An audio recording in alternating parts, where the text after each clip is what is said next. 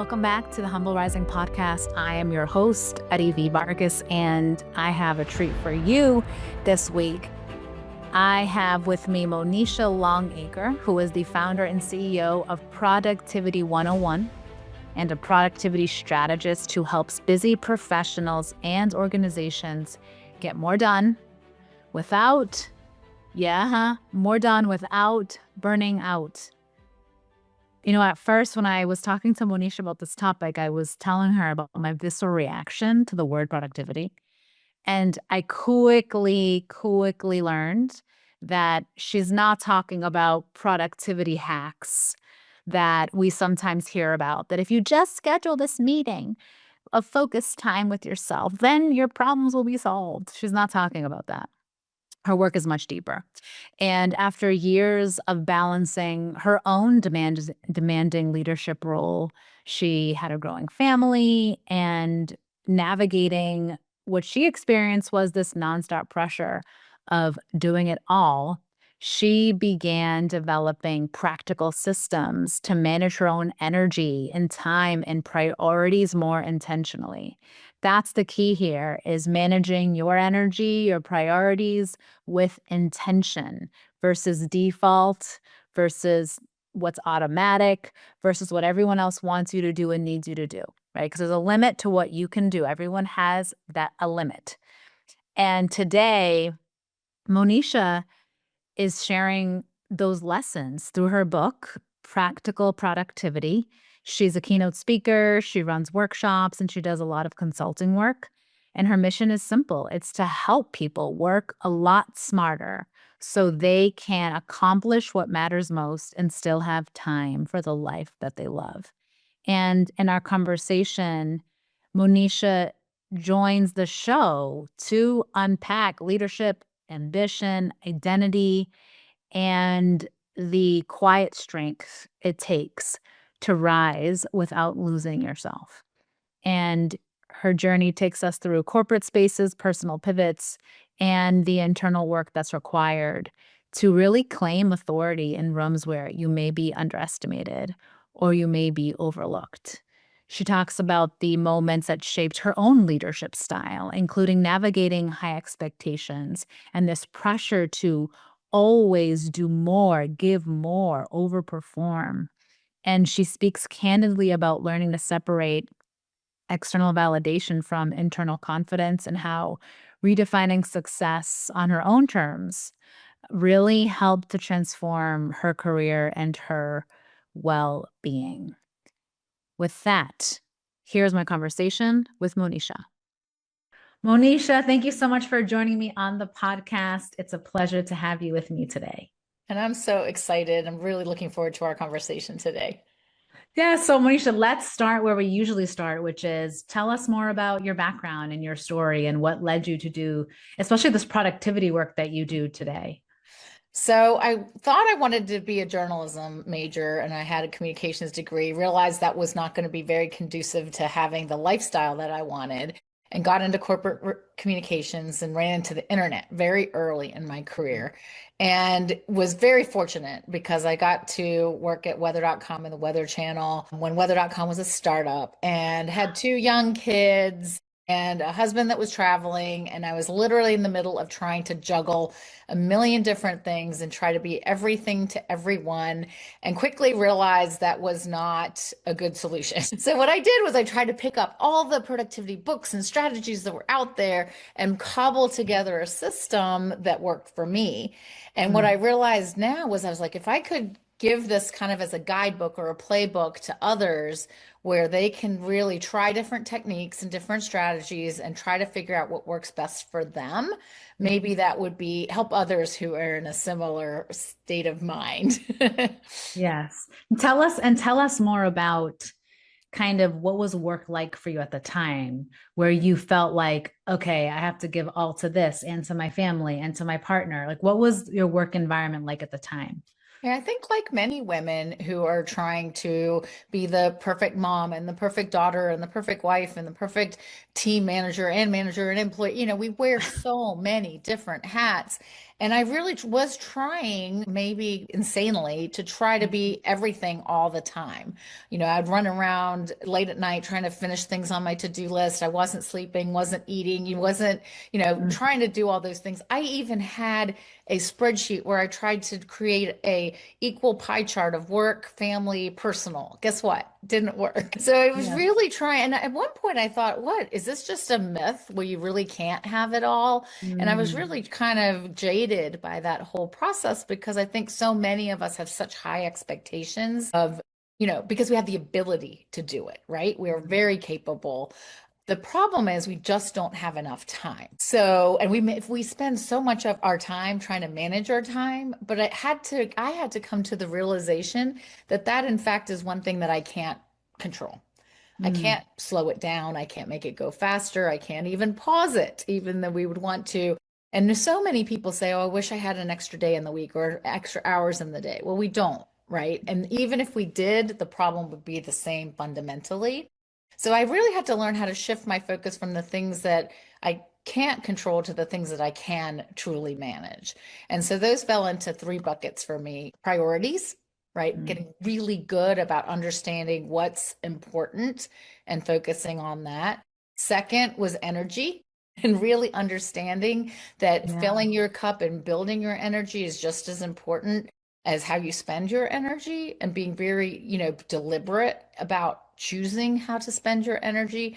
And then the third one, which is becoming even more difficult and challenging for so many of us, was attention, right? Especially with focus. And I was a big believer that I could multitask all day long, even though the science tells you you can't, and it's not very effective. So learning how to really focus and then learn how to manage that attention was also a key to helping me break out of that crazy battle I was facing with myself literally every day. So, Misha, let's go back to one. It sounds like there was an inflection point where you said, I can't do it this way anymore. I'm Yeah. wondering, because I want to delve deeper into priorities, energy, and attention. But I want to first talk about what that moment was. Was it a moment for you, or was it a gradual kind of like awakening or shift for you? And I ask because I know that a lot of people listening are either going through a gradual shift of like, hey, this isn't working for me the way I need it to work for me, or some event happens, like something happens and it wakes them up and they say, no more. So, what was it for you? Maybe something in between. Yeah, I think it was somewhere in between. And what happened was, to me, and I don't really love the word productivity because productivity to so many people is heavy. It means getting more done, do more and more and more, and checklists. And it just seems like a lot of work and not very fun. And I was definitely in that mindset of achievement and focusing on doing more. But what I realized over time, and especially having young children, is I wasn't spending enough time enjoying them and enjoying the things that I was working so hard for. So I'm sitting here thinking, going, I'm working hard, trying to do all the things I'm supposed to do, and not having the time or the space mentally to enjoy the things. So I kind of had to redefine what productivity meant to me. And that's what really the kernel of the book is, that it's about doing the things you have to do efficiently so that you can spend more time doing the things you love doing. Oh, I love that. And I think this is important because you're right. Most of the time, people are trying to do productivity hacks for the sake of jamming more into the day, Yes, right? Like efficiency, do more with less time versus, wait, why am I doing this? And really absolutely. contextualizing and thinking about it more holistically. So I hear you. I don't love the word productivity either. However, it is a word that captures people's attention. Like everyone knows kind of what it is. But Yes. now it's how do we reframe what we've been trained it needs to be. And so I love that reframe that you have for it. Monisha, take us through, you mentioned priorities, energy, and attention. Can you kind of walk us through each one more in depth? So priorities, how do I decide what are my priorities? What is the most important thing to me? And how do I operationalize that? That's right. So I think, again, we try to look at everything in complete pictures, right? Honestly, if you look at all the things we're supposed to do, right? You're supposed to get 8 hours of sleep and you're supposed to work 8 hours and you have a commute and you're supposed to eat healthy and you're supposed to work out and you're Monisha, supposed to so much meditate. pressure, so much pressure. But guess what? It's a math problem. There are not Yeah. enough hours in the day to do all those things. And that doesn't even include the things you want to spend your time doing, right? Like being with your family and going outside or taking a walk or, so that I say that to only say that is why you have to prioritize, right?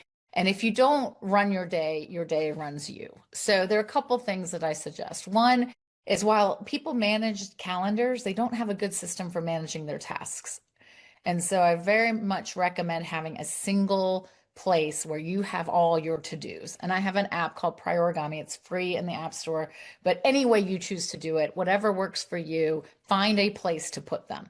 Because if you don't know all the things you have to do and it's not all in one place, it's hard to prioritize. And you just end up doing the things that are easy, that you remember versus the things that are where you're deliberately saying, hey, these are the most important things. A lot of people don't have a to-do list because it's hard to manage, right? It just feels stressful. It's like, oh, I have this really long list and I don't want to look at it, but only take it three at a time. So I say, pick your daily top three and pick three things, no more, no less. If you get more done, great, but at least you're setting realistic expectations for yourself. And then once you pick three, try to schedule them in your day in those the light spaces in between your meetings. Try to figure out where you can fit them in. So you don't set yourself up for failure saying, I'm going to do these 10 things and guess what? You're in meetings all day.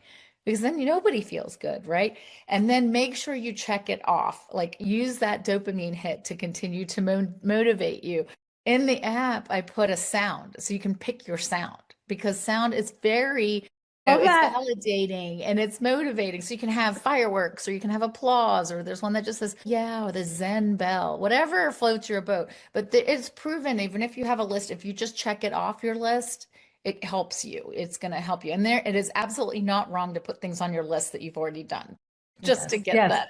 Oh, I love that. I love putting something on and saying I did that today. And then I love the crossing it out because it's long. It's a long dopamine hit, Monisha. Yeah. Yeah, find whatever it is that makes you feel good, right? You want to feel good about it. The other hack I have for priorities is if it's going to take you less than 2 minutes to do, just do it. Yeah. So how many times do you think, oh Pay my that gosh, I need to, parking ticket. Pay that yes, parking or ticket. I need to take the trash out, Yeah. right? Oh, I got to take the trash out. Oh, I forgot to take the trash out. Well, if you had just taken it out the first time, it would Wait, have saved that Monisha, mental what energy. about dishes though? Dishes Dishes, take same more than two thing. minutes sometimes. Oh, well, if you do them each time, it's closer to 2 minutes for sure. Oh no, you're right. If you actually, yeah, if you don't let them pile up, Yes. you're right. If you let them pile up, it's a chore. Now it's Yes. something you have to make time for. But if you do them real time, you never have to make that chore. Same with hanging up clothes. But it's really interesting when you Oh, start laundry. thinking about the number of things you can do in less than 2 minutes. It's pretty remarkable. Yes. Um, then for more complex priorities, and this may be something you can look up or refer to the book, the Eisenhower matrix is a great method for really looking at your list and looking at urgency versus importance and really understanding the difference between the two. Because the vast majority of us prioritize what's urgent and not important because it's easy. But maybe those are the things you shouldn't even be spending time doing. And the things that are not urgent but extremely important are things that suffer that you really have to make time to focus on. Yeah, I've loved the Eisenhower matrix.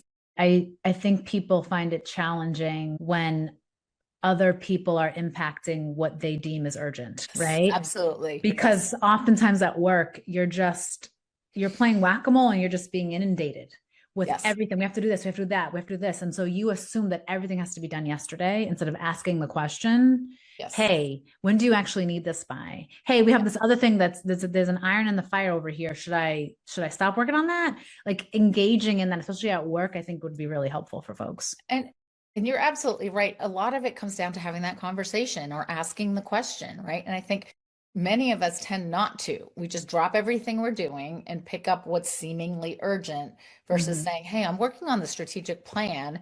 I'm happy to help you, but then this was is going to get impacted." And more often than not, they're going to say, "Oh, wait, this is fine." And Yes. more often than not, they'll find a way to deal with what their, issue is. So I definitely suggest, having a conversation, asking the question.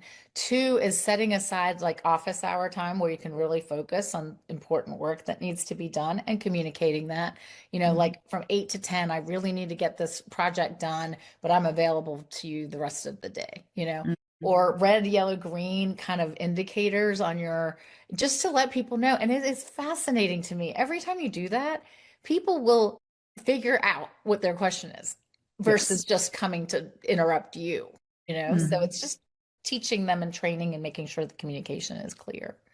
Yeah, and I have found, Monisha, that when you do that, you garner more respect I think that's because right. you're not just at everyone's beck and call, and when you say, "Hey, I'm working on something," they know it's really important. And when Yeah. also when you say, if you say, "Hey, I can't get to that right now because I'm working on this other high priority," they are thinking to themselves, "She knows exactly what she needs to be doing.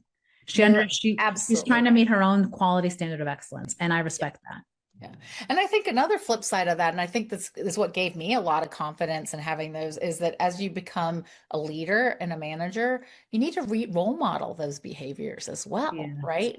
I believe in no phone zones, so I try to walk at least 2 or 3 times a week, and I don't take my phone. And so I would put it on my calendar. And I put it on my calendar for two things. One, they know I don't have my phone. And Mhm. two, it's role modeling and saying, hey, I'm going to take an hour for myself to go walk and be away from my phone. And what behavior has changed is first, they don't bother me during that hour. They wait till after the hour's over. But then, second, it's like giving them permission, right? It's Yes. like, hey, I'm saying that this is important to me because it helps me have a more productive, focused afternoon, and life in general. But, setting those examples it helps everybody else on the team do the same. Yes. The role modeling, I cannot stress that enough that you cannot, as leaders, whatever you say means a whole lot less than what you do. You got to Absolutely. be walking the talk, and people notice. Yes. People will follow what you're doing, not necessarily what you're saying. And if Yeah, they don't match, people are always going to go with what you do. that's Right. right. And so, you as a leader, role modeling, not just what you would want them to do for themselves, but you're role modeling really powerful leadership because leaders at work also know how to lead themselves in their own lives. They understand what they need, right? They understand what they Yeah. need to re energize themselves, to pour back into themselves. Like you mentioned, energy, right, as that second pillar. And so I appreciate when you say role modeling because so much when we talk about effective and impactful leadership, we talk about all these like core skills, which are important. But the most important thing is how are you showing up to your people and what messages are they taking from you by the way that you're behaving, acting, and what you're doing? That's right. And it's hard, but it's so impactful, Yeah. right? Like if you actually start getting in the groove of doing that, it makes such a difference. And you see it through your whole team. It's Mm. different. And that's pretty incredible to watch happen. So, Manisha, let's talk as we're on this topic of, walks and pouring into yourself and well-being a bit. Let's talk about that second pillar, energy. Tell us more about that one. Again, that was one where I was depleting my energy every day. I was just kind of on the grind, burning myself out, just doing, doing, doing, doing. And always felt guilty about doing those things that were mine, right? So like, oh, why would I get a massage, or why would I take a walk, or why would I do all those things? And again, reframing. And so much of my book is about mindset. I don't really Mm. talk about tools, but it's all about how you kind of train your mind differently. And Mm. for me, it was all about if I don't take care of myself and I don't, build up my energy, I can't do any of these other things. And I can't help anybody else. And I can't be the best version of me. And so for me now, those self-care activities or those fill your cup activities or building up your energy activities are just as important and get prioritized along with all the other things. Um, and so, like I said, the pie chart didn't work. Literally was, what do I need today? Like in this moment, what Mm. are the things that are most important today that need to get done? And sometimes those can be those, I have a hobby I do puzzling just to get away from screens or, reading or traveling or, for me, one of the depleting activities is overthinking, right? So many of Mm. us overthink. And so you have to manage the overthinking the depleting activities as well. So one great example of this is if I find myself overthinking and I'm in that rut of, especially about things that we can't control, I can't, so I've trained myself to distract myself, right? So one Mhm. of the things I do then is I love to travel. So I start planning my next vacation. And it's brilliant because you get so involved in that next thing that you've forgotten to worry about whatever it was that you were worrying about. So I really look at those enhancing activities and depleting activities hand in hand and really try to catch yourself when you're doing those things that really aren't going to have a productive impact and focus on the things that really do help you reset and recharge. So I love that you start planning a trip because clearly travel is important to you and you love it. And so it's exciting for you to kind of switch your energy into that and focus on that to get you to get out of that overthinking loop. So my question on the depletion energy relationship is I know a lot of people listening find parenting to be all they have all different kinds of emotions when it comes to parenting, and it can feel both energizing, depleting, and every single thing in between. So how did you like what was your experience with that in terms of parenting? Because so many of us, we have a job that pays us, right? That we deliver things and it pays us, but then we have this other beautiful important job of parenting. And again, they're not separate. Right. I know. They're not separate. It's all They're one. And I had to learn there's not three of me. There's not eight of me. There's one of me, right? And I wanted, when I'm with my kids, I want to be the best mother I can be. And when I'm at work, I want to be the best employee or manager that I can be. And sometimes those aren't compartmentalized, right? There are days that I'm at work and I still have to be a mom because that's what has to Mm, happen. Or there are times when I'm trying to be a mom and work, has something's happened, and so it's not cut and dried. But the mhm, thing I had to learn was accept that, right? Accept that life gets complicated, that not there aren't great compartmentals a lot. You can't compartmentalize everything that you're trying to do. And that in that moment, what is the most important thing? And be okay with that. And then give yourself grace in accepting that, right? So there were days, and I also encourage this with my teams too, is if there are days that your family stuff, I mean, it could be caregiving, it could be any number of things, is impacting your ability to focus at work, go deal with it and come back when you mhm, can. Right. So it's a different, or ask of like, I really am not on my best today because all this is happening, or, and again, it doesn't have to be everything TMI, but like, hey, I'm just not on my best. I need this morning. I'm going to be back better than ever this afternoon. Having those conversations where you have a good understanding of what your needs are, because one of the hardest things to do is be at work and you're worried about your kids or you're worried about mm, a parent because you aren't your best. And it's real life. It happens. The same thing is you can be trying to be the best mom. And if something at work is on your mind, you want to go deal with it, right? And tackle it and try to do the best that you can. So I'm not sure that's a great answer. I don't think there is a perfect answer, but I yeah, no, think there for isn't. me, the best thing that I learned was to realize that I can't be three different people all the time and that whatever's most important, accept that it's okay to focus on that for the Yeah, moment. and I think they're also in there as acceptance of the limitation. That's what you're That's saying is I'm not three people. So there are limitations to what I could possibly do. I'm not a machine, so I can't go 24 hours a day. And I also I often hear people say, well, everyone has 24 hours in a day. And I say, no, that's not true. You're caregiving for another human. yeah, It's not the same it's not. because the hours are feel a little different for you. That's And absolutely an acceptance of that. I think that's what's important, Monisha, is accepting, like you're acceptance. saying, is accepting that especially when you become a parent, it is not the same as when you were not a parent. It is different now. So we Yeah, have to accept that transition and yeah, that life is going to be different. And yeah, so how do I become the best at this in this yeah. season of my life? Yeah. That's right. And I did really think that, oh, this is my kid time between 6 and 8. Kid time doesn't come at 6 to 8. It just doesn't happen that way. Even though I would let it make everything a lot easier if it did. Right. And but you know, that's really interesting because when we mention, you know, when we talk about productivity, you would think it's like, okay, then this time to this time I do this and then I do this. And it's very robotic. And it's like, Yeah. actually, no, I'm a mom 24 hours a day. Yeah. And you know, they're constantly on your mind. And then when you come home, you sometimes are tired because Right. you've been giving your energy to so many things at work and Right. people at work, but that's the first time they've seen you since the morning. And so That's right. they need all of you. And you're like, oh my gosh, I just don't know how much in the tank I have. But then Yeah. it's you're right, it's managing your energy during the day. So when you come home, you can do that. And That's sometimes right. maybe you don't have it. That's okay. But And that's just okay. trying to manage it so that most Yeah. days, more often than not, you can be there for them and be excited about that. Maybe not all the time, but most of the time. Well, and the other thing is, really, I use the analogy of the balls, the glass balls, plastic balls, rubber balls, right?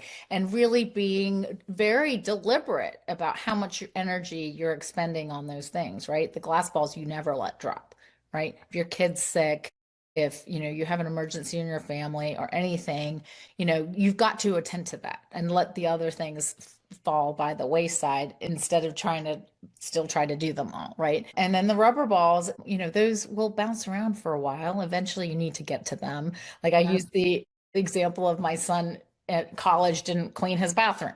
It's probably Mhm. okay for a little while, but at some point that becomes a problem, right? And then there are others, the plastic balls that you can let go. I mean, I remember as a young parent, I thought I had to read to my child every night because that was what we're supposed to do. Yes, they tell Well, you that. they tell you that, right? They tell you that. And I felt like a terrible mom if I didn't have reading time. Well, there were some nights I just didn't have it in me, right? I am tired. They're Yeah. cranky. It's Yeah. just, and I had to just kind of say, it's okay. They will learn how to read. They will be Yes. educated if we don't Yes. read every single night. Yes. So having those kind of boundaries and guardrails in your mind where you're just setting more realistic expectations for what you can do with your day will Yes. really help. And letting go of that, I have to read to my child every night was a huge relief. Yes. Yes. It's those, but Monisha, it is often I have found in my work and for myself too, it's the expectations you set are so high. And Yes. it's not that a lot of us, it's not that we came up with these ourselves, right? Like we've been Yeah. conditioned to have these expectations. A good mother reads every night. A good mother makes sure that their child never eats candy, never eats sugar, That's right. always has vegetables and protein.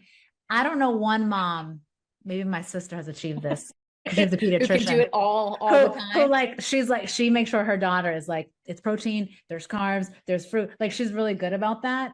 And I know moms who are too, but I find that there's just this expectation of all the things you need to do to be good at something, like good mom, good employee, like you mentioned before. And we Yeah. internalize those and then we put so much pressure on ourselves to meet the highest of expectations. Yes. Because as you know, right, when you're like a high performing professional, you start applying that to everything. Everything. And so you're Yeah. right. You want to be doing everything exactly right, also because that's what you're supposed to do without realizing that, oh, wait, I have limitations too. Yeah. That's absolutely right. And that's the kernel of the whole thing, right? Yeah. Right. So, Is you can try that, but you won't be having a lot of fun and it won't be very fulfilling and you'll be exhausted. yes. So here's another way to Yes. look at it. Yes. So now let's talk about attention. I feel like we've talked about some of it, but let's go deeper into that attention pillar. Yeah, I mean, I think we were really struggling, especially the younger generation. Our attention spans are shrinking. It's proven, right? Like we're spending less and less time focused. We're trying to multitask more. I mean, I feel a difference in my brain. I mean, I was talking about no phone zones, right? And when I don't have my phone with me, my brain feels different. So I try to tell people, like, try it, experiment with that, put your phone in another room or go for a walk or find certain activities where you're not going to have your phone with you and see what happens, right? And there a younger professional who had never been, the ones that are coming out of college now, they've never been without their phones, right? In recent history. And she decided not to take her phone with her to her senior night of college. She goes, I was without my phone for 5 hours. And she thought it was going to be the end of the world, right? Like I wouldn't be able to text. I wouldn't be able to take photos. I wouldn't, because our phones are now everything, right? They're literally little computers that do everything. And she said it was the best evening of my life because I was present. And so focus is about presence, right? And if you can focus, you're going to be more productive. You're going to have clarity. You're going to have, but it's something that we have to almost retrain our brains and relearn how to do because we've come so far away from being able to focus. So I recommend the Pomodoro technique. Have you used that? It was like the kitchen timer. Yes. Pomodoro, the Yes. little tomato kitchen timer, which I don't use. I use my phone, obviously. But the recommendation is to do 20 to 25-minute sprints of focused work. And it's hard to do in the beginning because you think, oh my gosh, it's been an eternity and it's been 2 minutes, right? Mm. But if you get in the habit of doing it, you'll be astonished at how much you can do in 20 minutes. So, and then I do a 20-10. So it's 20 minutes of focused effort and then 10 minutes of catching up on the emails or catching up on the text or do whatever you need to do that are the distractions Mm-hmm. versus doing them in between where it'll take you an hour and a half to do what you did in 20 minutes. Yeah. So it's really training yourself to be able to do that and then limiting distractions in general. Like, are you responding to pings and dings and alerts and, the little notifications? I mean, we all know that scientists and psychologists have built these apps deliberately trying to distract us and Mm. attract us and keep us engaged, right? So learning to, kind of undo those behaviors or those triggers and learn kind of where your space is and then what you need to do to then protect your focus time. Yeah, it's building a better system for yourself, right? The better operating system. What I see a lot is we use the phone, especially social media, as a distraction to what we don't want to do, but we Right. committed to, but we don't want to do. So whether it's something at home or like work, like I have something I have to do at work, and instead of I'm procrastinating, so I'm just going to go on my phone, and before you know it, Right. 40 minutes have passed because you're That's still right. scrolling, and then you say you don't have time. Yes. Right. So I always challenge people on that. I was like, oh, how much time do you spend doing things that are really distracting for you, that are actually not helpful to you? Yeah. And I do not include like sometimes, if you schedule it like what you're saying, Monisha, 10 minutes and you're saying, okay, 10 minutes, TikTok animal videos or Yeah. dance videos because they're making me laugh. Great. That's There's intentional. absolutely nothing wrong with Yes. taking that mental break and enjoying Yes. it. Enjoy Yes. it. Yes. But But then it's not, but it's not it's using it much as a nicer to do distraction. that after you've had 20 minutes of focused effort where you've like Yes. made a big dent in something. Yes. Yes. And it feels The more worst is rewarding when too. you've done it the other way. You spend an hour on TikTok and you still have the work to do. Yes. And you're like, oh shoot, what I do at the time? Well, you were, distracting yourself. Yes. I appreciate this so much because I often find that people will say, I just need a better way of doing things. And I often say it's systematic. You have to create a different way of operating in many ways. That's But absolutely right. but to your point about mindset, it really starts with some essential mindset work of I have limitations, accept the season I'm in, accept, especially if you're in a kind of work season. Some people are in work seasons where they're launching something new, they're accelerating on a new project, or they're a new leader, they're a new senior leader. So they're transitioning and accelerating and learning. And so it feels like drinking from a fire hose. And so then what do you have to like adjust in terms of your expectations in the other parts of your life? And I wonder if you had that in your experience or talk to someone who've had that experience where sometimes it's going well, but then you're like, oh, it does like a jolt and you have to kind of rearrange things. And I agree with you, the Absolutely. whole work-life balance to me, I don't, it doesn't exist to me. It's more like an arrangement. Yes. Yeah. And the way I think about it is you have one life to live, right? You Yes. have one life to live. So make the best decisions for that day or for that life. And it's not forever. So you have to adjust. We all have one life to live, right? And so it's hard to say that it's going to be the same every day, but being deliberate and being particular about what you're choosing to do and how you're spending your time, I think is critical. Otherwise, you'll spend your time and it's not on the things that are most important or the things that you want to be doing. Yeah. And you're just reacting to everything. And I always say it's like the whack-a-mole game, right? That's right. Except those moles will keep coming up. And Yeah. then you think, oh, I got one. And it's like, oh, I'm back. And Yeah. so being more proactive also makes you feel, like you said, like there are things I can control. I Yeah. can't control everything, but I can control what I do. And maybe that'll make it a little easier for myself. And when I talk to a lot of people who are struggling with productivity, what I hear very consistently is they're all very busy. They're working hard. They're doing a lot. They're tired, but Mm, they're not getting the results they want. And yeah. this is all about alignment of let's make sure that the energy that you're expending and the time you're spending are on the things that really matter, right? Mm, Not just things that keep you busy. yes, yes. And so the way I wrote the book is it's 59 tips. Each chapter is 2 to 3 pages because we don't have time to read. I love this. I love how And you knew exactly who you were writing the book for. and you don't have to read it cover to cover. You don't have to read it cover to cover. Pick it up and just read that one chapter that you're grappling with at that time. Is it procrastination? Is it multitasking? Is it your list? Is it, whatever the thing is? And then I just give you a suggestion of how to try it, right? And the key from my perspective is try it. If it works, if it makes things better, great. If it doesn't, drop it. Just let go. Don't hold yourself to this. Oh my gosh, I have to do this and I have to do that. If it doesn't work, don't do it anymore. And then find and just keep the 2 or 3 or 4 things that are like really clicking and making life easier for you. I love the emphasis on experimentation. You Yeah, have to try it and try it, genuinely try it, right? that's right. It doesn't work once. Okay, try it one more time. Like, don't Yeah, give up too soon, but then that's also right. know if it's not going to work, okay, try something else or try a version of it. That's right. Tweak it because not everything works for everyone. And so many people in this space have like the Bible and this is what you do and you'll have the better life. And I'm like, it doesn't work It's that working like way. that. So many people have so many different considerations. Their your personality types. There's who you're dealing with. It's, what hats and what roles are you playing. Mhm. So you just kind of have to, find your groove. But the punchline of the whole thing is there is a better way. Yes, there is a better way. Hey, Monisha, so where can everyone get your book?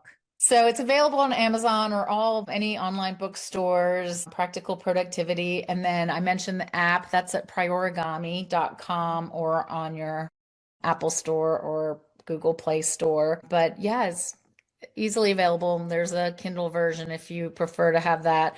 But I definitely recommend just having the book so that you can kind of flip through it and pick up the one piece when it's most relevant to you. Yeah, this is a book that hard copy, you want it in your Yeah. hand.